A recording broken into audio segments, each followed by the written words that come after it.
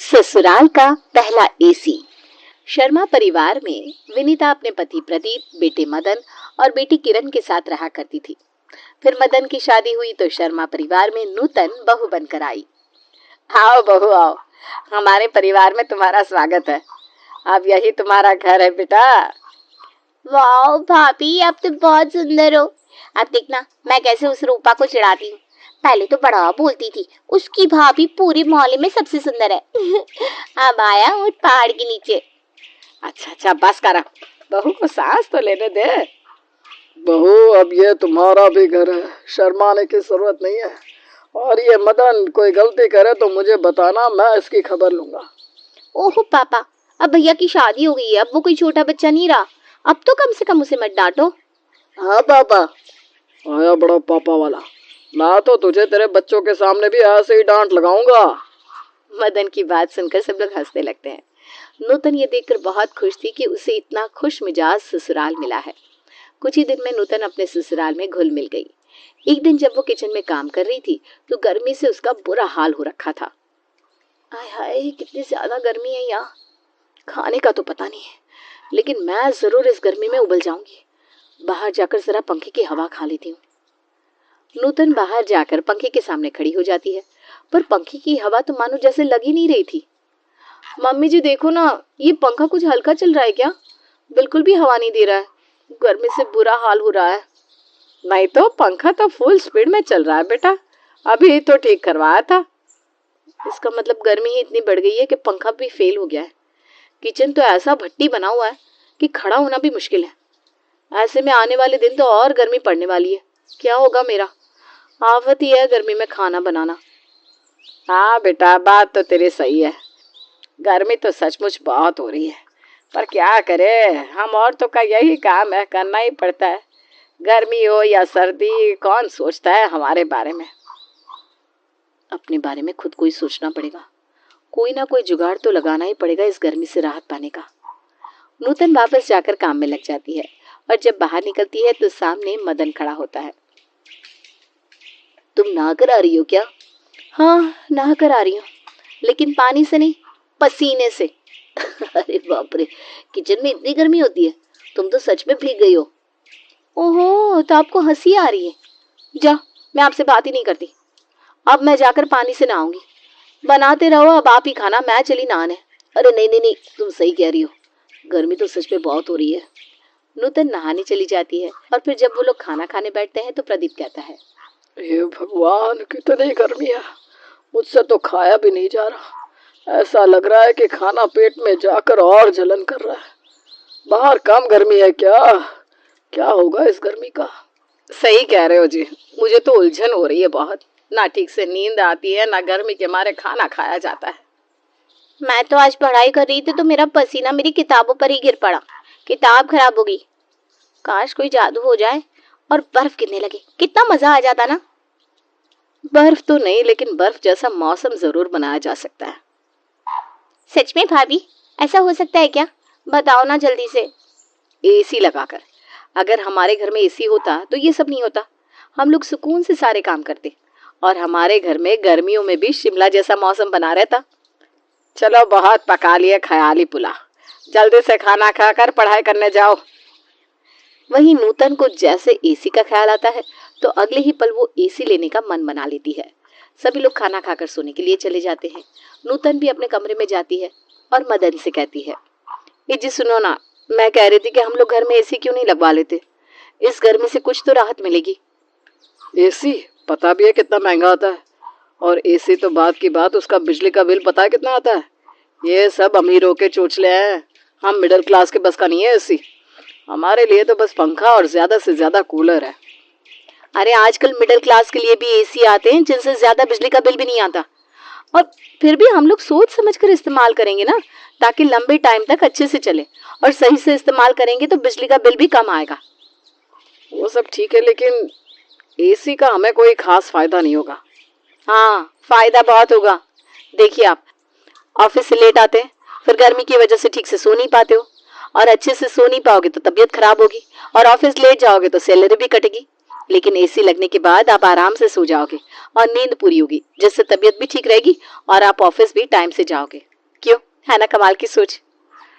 देखो, तुम्हारी बात सही है, पर मम्मी पापा नहीं मानेंगे। अगर वो मान जाए तो मैं कल ही एसी लगवा दूं। अरे मम्मी पापा क्यों नहीं मानेंगे भला? उनको भी तो इससे फायदा होगा। आप फिक्र ना करो, मैं उनसे बात कर लूंगी। और अगले दिन नूतन अपने ससुर के पास जाती है। पापा जी, हम लोग घर में एसी लगवाने के बारे में सोच रहे थे। आपको तो पता है इतनी गर्मी हो रही है और उस गर्मी की वजह से आप रात में सही से सो भी नहीं पाते। देख बहू, मुझे तो कोई दिक्कत नहीं, लेकिन बिल तेरे पति को भरना होगा। उससे पूछ ले और अपनी सास से भी पूछ ले, क्योंकि उसको कहे बिना इस घर में कुछ नहीं होता। जी, मम्मी जी से मैं बात कर लूंगी, आप बस हाँ कर दीजिए। ठीक है, मुझे कोई दिक्कत नहीं है। आखिर घर अगर शिमला बन जाए तो दिक्कत किसे होगी भला?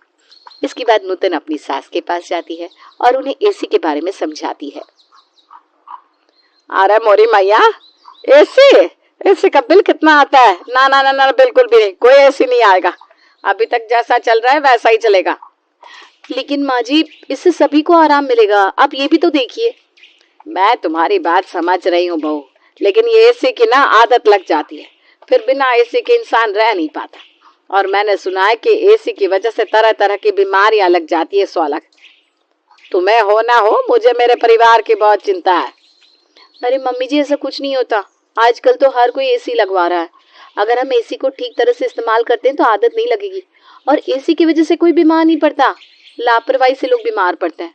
अभी देखिए, किचन में तो हम लोगों को ही काम करना है, कितनी गर्मी होती है किचन में।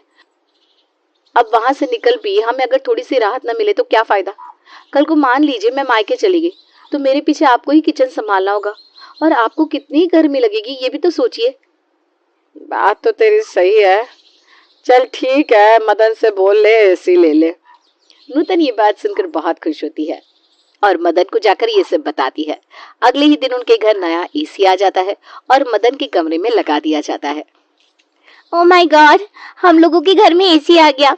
अब तो मैं अपनी सभी सहेलियों को दिखाऊंगी कि हम भी एसी में रहते हैं। हाँ, अब तो गर्मी कितनी भी पड़े, हमारे घर में तो शिमला की ठंडी हवा ही चलेगी। आपने सही कहा, अब तो मेरा भी पढ़ाई करने में मन करेगा। भाभी, ये सब ना आपकी वजह से हुआ है, वरना हम तो अभी भी पंखे में ही होते। अरे ऐसी कोई बात नहीं है। अब ऑफिस से आकर मैं भी चैन की सांस ले पाऊंगा। हाय, अब जाकर इस गर्मी से कुछ राहत मिली। स्वर्ग है तो यहाँ है। भाग्यवान, तुम तो हमेशा कहती थी कि मैं तुम्हें शिमला ले चलूं। ये लो, शिमला को ही अब तुम्हारे घर ले आया मैं। सच में शिमला से कम नहीं है। प्रदीप के घर में एसी लग गया है। ये बात जब उनके मोहल्ले वालों को पता चलती है तो लोग उनके घर एसी देखने आने लगते हैं। अरे विनीता बहन, कहाँ हो तुम? भाई तुम तो बड़ी छुपी रुस्तम निकली, लाडू तक ना खिलाया तुमने। बताओ, कोई ऐसा करता है क्या अपने पड़ोसी के साथ? अरे पायल, आओ आओ, तुम तो भाई खास हो, तुम्हें तो रसमलाई खिलाएंगे। और बताओ कैसी हो? अरे मेरी छोड़ो, मैंने सुना तुमने एसी लगवाया है, गर्मियों में सर्दी के मजे लिए जा रहे हैं। सही सुना है, आओ दिखाती हूँ। पता है, पूरे 40,000 का लगवाया है मेरे बेटे ने। सच्ची? ये तो बहुत महंगा है, फिर तो इसका बिल भी बहुत आएगा। हाँ वो तो है, लेकिन अब अगर सुविधा देखनी है तो पैसे तो लगेंगे। ये बात बिल्कुल सही कही। नूतन, पायल चाची के लिए चाय नाश्ता ले आना बेटा। जी मम्मी जी। आओ, मैं तुम्हें शिमला घुमा दूं। विनीता पायल को एसी वाले कमरे में लेकर जाती है। अरे वाह, तुमने तो सच में अपने घर को शिमला बना रखा है, बहुत ही मजा आ रहा है। विनीता पायल को लेकर एसी में बैठ जाती है और इधर नूतन बेचारी गर्मी में किचन में चाय बनाती रहती है। पायल जाती है तो दूसरी पड़ोसन आ जाती है। ऐसे ही दिन भर एसी देखने वालों का तांता लगा रहता है। हाल तो ये हो जाता है कि पड़ोसियों को दिखाने के लिए एसी चलाया जाता है और उनके जाते ही बंद कर लिया जाता है, क्योंकि हर समय एसी के चलते रहने से तो बिजली का बिल बहुत ज्यादा आता है। अरे बाप रे, मुझे नहीं पता था कि एसी देखने के लिए इतने लोग आएंगे, जैसे कभी किसी ने एसी देखा ही ना हो। और जब एसी चलता है तब मैं तो किचन में ही होती हूँ। क्या कर सकते हैं, 1-2 दिन के बाद है, सह लेंगे, उसके बाद तो आराम ही आराम है। तभी प्रदीप के भी एक दोस्त आते हैं। क्या बात है शर्मा जी, आप तो बड़े आदमी हो गए अब। अरे राजन, आओ आओ, हम कहाँ बड़े आदमी भाई, आप सुनाओ क्या हाल चाल है। हाल बढ़िया है। हमने सुना आपने एसी लगवाया है तो बस देखने चले आए। हमें भी तो दिखाओ जरा अपना एसी। हाँ हाँ आओ देखो। बहू जरा कोल्ड ड्रिंक ले आना और खाने के लिए कुछ बना लेना। जी पापा जी, अभी लाई। नूतन चिलचिलाती गर्मी में कोल्ड ड्रिंक लेने घर से निकल पड़ती है। किरण भी उसके साथ जाती है। भाभी ये क्या कल से चल रहा है? लोग तो ऐसे आ रहे हैं जैसे हमने प्राइवेट जेट खरीद लिया हो। अब क्या कर सकते किरण, गलती उनकी नहीं है।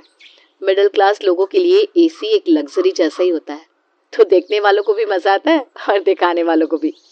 हाँ ये आपने बिल्कुल सही कहा, क्योंकि मैं कल से देख रही हूँ मम्मी पापा दोनों बड़े चाव से एसी की नुमाइश कर रहे हैं।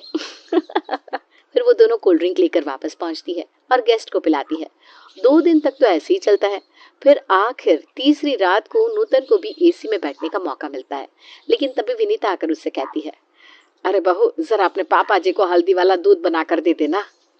जी मम्मी जी।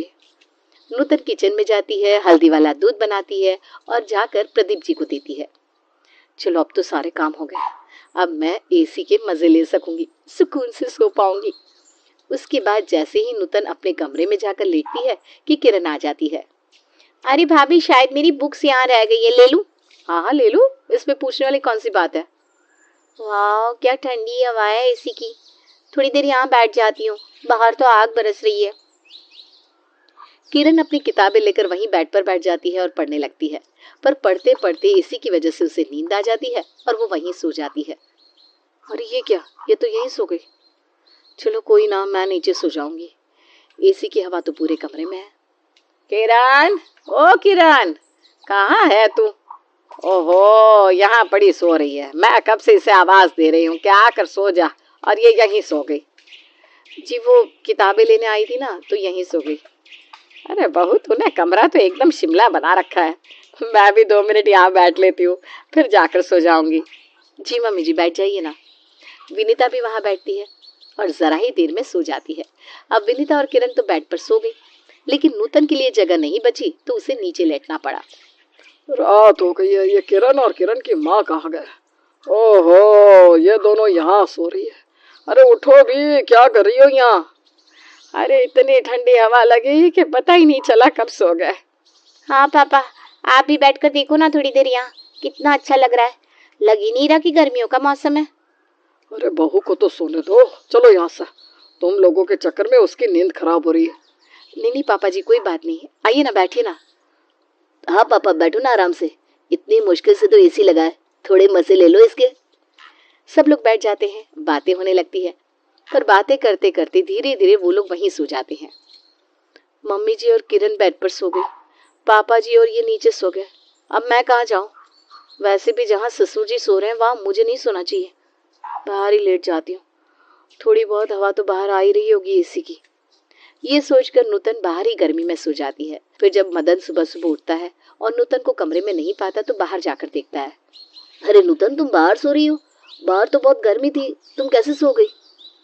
हाँ मैं बाहर ही लेट गई थी, अब जहाँ पापा जी सो रहे हैं वहाँ मैं लेटती तो अच्छा नहीं लगता ना।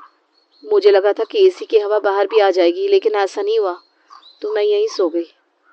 अरे नूतन तुमने एसी लगवाया और तुम्हें उसका फायदा नहीं मिल रहा, प्लीज बुरा ना मानना, मेरे घर वालों ने पहली बार एसी देखा है ना, इसलिए वो अपने आप को रोक नहीं पाए। कुछ दिन में सब सही हो जाएगा, तुम नाराज मत होना, मैं जल्दी सबको समझा दूंगा। ओहो आप क्यों टेंशन लेते हो, मैं कोई बुरा नहीं मान रही हूँ, बल्कि मैं तो उल्टा और खुश हूँ कि अब हमारा पूरा परिवार एक साथ एक जगह मिलकर बैठ रहा है, बात कर रहा है। इससे अच्छी बात और क्या हो सकती है? एसी के बहाने ही सही, कम से कम हम सभी लोग एक साथ तो बैठते हैं। पक्का तुम गुस्सा नहीं हो ना?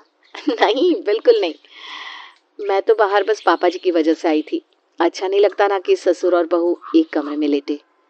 उन दोनों की ये सारी बातें विनीता भी सुन लेती है और बाहर आकर कहती है, बहू तुम्हें ये सब करने की कोई ज़रूरत नहीं है, समझी? हमारे यहाँ ये सब इतना नहीं माना जाता, तो आराम से कमरे में लेट जा। तेरे पापा जी तो एक साइड ज़मीन में लेटे हैं, तू सोफे पर लेट जा।